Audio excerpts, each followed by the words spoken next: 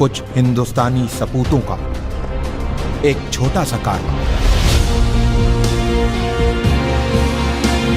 तारीख के पन्नों में अपनी जगह बनाने, आंखों में एक अजीम मकसद लिए अरब की जमीन करबला की तरफ रवां है। हल मिन नासिरिन यंसुरना। नबी मोहम्मद साहब के नवासे इमाम हुसैन ने जब करबला में इंसानियत से यह सवाल किया,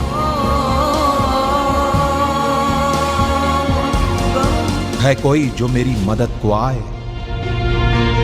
इतिहास ने देखा कि इंसानियत से किए गए इस सवाल के जवाब में इमाम की मदद के लिए अपने घरों से जो हक परस्त निकले, वो रसूल का कलमा पढ़ने वाले मुसलमानों के साथ साथ कांधे पे जनेऊ डाले, माथे पे तिलक लगाए कुछ हिंदुस्तानी ब्राह्मण भी थे। ये वही वीर सपूत हैं जो मदद की शक्ल में हिंदू और मुसलमानों के बीच प्रेम की एक सुनहरी इबारत लिखने करबला जा रहे हैं।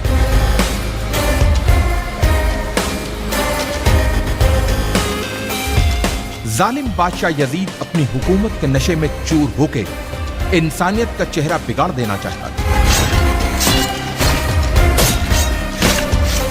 लेकिन उसे यह पता था कि जब तक नबी मोहम्मद साहब के नवासे इमाम हुसैन जिंदा हैं, तब तक वो अपनी मर्जी की नहीं कर सकता।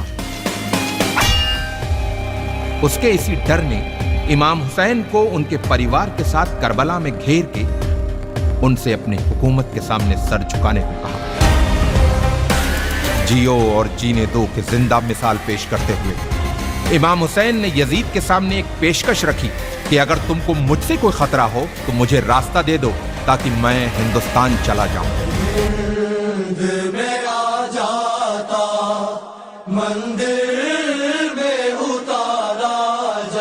इमाम को दरियाए फरात के किनारे घेर लिया गया, उनके बच्चों और औरतों पर पानी बंद कर दिया गया।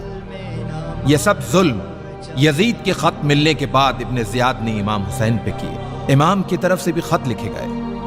कहते हैं कि लोग मुसीबत में अपनों को याद करते हैं या फिर मुसीबत में जो साथ दे वही अपना होता। इमाम हुसैन ने अपने बचपन के दोस्त हबीब को खत लिखकर मदद को बुलाया और दूसरा खत करबला से दूर, बहुत दूर भारत के एक हिंदू राजा के नाम लिखा गया। इमाम हुसैन के बेटे अली इब्ने हुसैन ने अपने भाई भारत के राजा समुद्रगुप्त के नाम लिखा था यह खत। सुनने में अटपटा लगने वाले इस रिश्ते का इतिहास गवाह है। लगभग 1400 साल पहले की बात है।